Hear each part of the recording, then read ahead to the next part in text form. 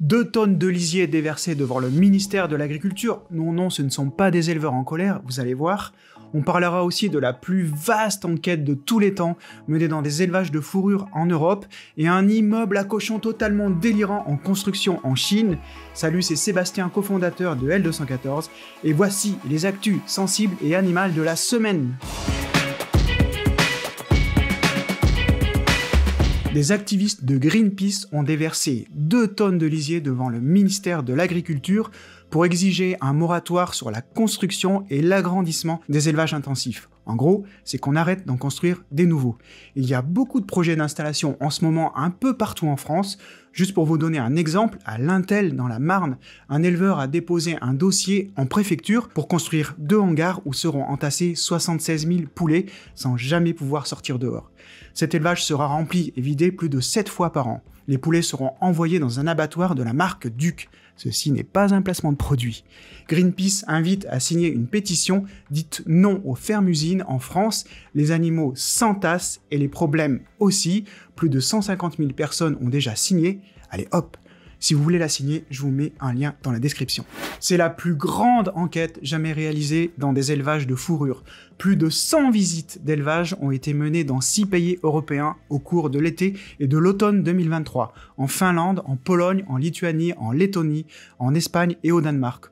On doit tout ce travail d'information et d'éducation au groupe finlandais de défense des animaux Oiketa Eläimille, qui signifie justice pour les animaux. On y voit des visons, des renards, des chiens vivrains enfermés dans des toutes petites cages dans des conditions terribles. On vous épargne les images les plus dures qui vont du cannibalisme à l'automutilation, en passant par les blessures et autres infections non soignées.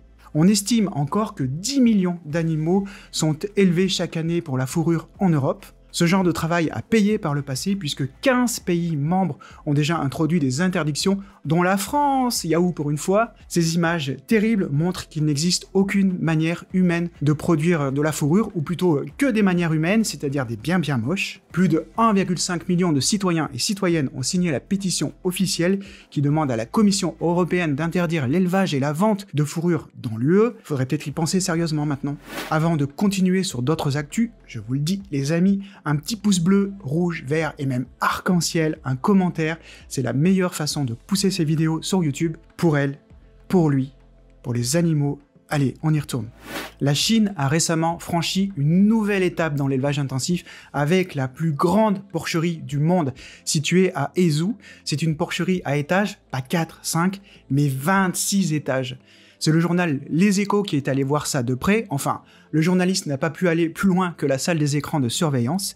Cette porcherie contient déjà 80 000 cochons et prévoit d'augmenter sa capacité à 600 000 en même temps pour une production de 1,2 million de cochons par an.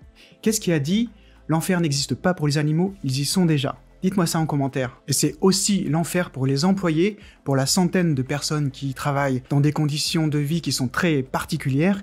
Ils travaillent, vivent et dorment sur place et ne sont autorisés à sortir de l'enceinte du bâtiment qu'une fois par mois pendant 6 jours.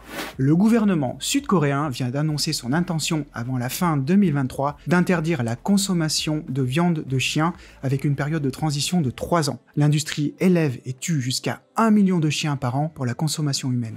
L'association Viva au Royaume-Uni vient de sortir une nouvelle enquête tournée dans un élevage de vaches laitières. Ces images de vaches enchaînées comme des esclaves sont très symboliques et pourtant bien réelles. Là aussi, on ne vous montre pas les pires images. C'est un déferlement de violence sur les animaux. Cet élevage est labellisé Red Tractor, une certification donnée aux élevages les plus vertueux.